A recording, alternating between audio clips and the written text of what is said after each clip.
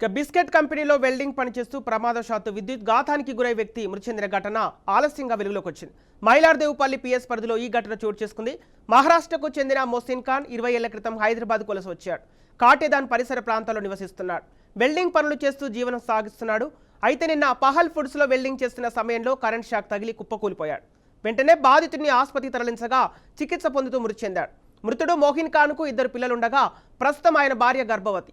దీంతో మోహిన్ ఇంట్లో విషాదం చోటు చేసుకుంది. అటు మోహిన్ కుటుంబానికి పరిశ్రమ యాజమాన్యం 14 లక్షల రూపాయల ఆర్థిక సహాయం అందించింది.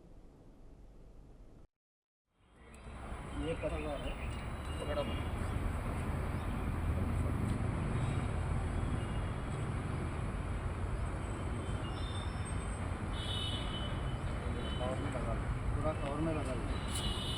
आप देख लो जी।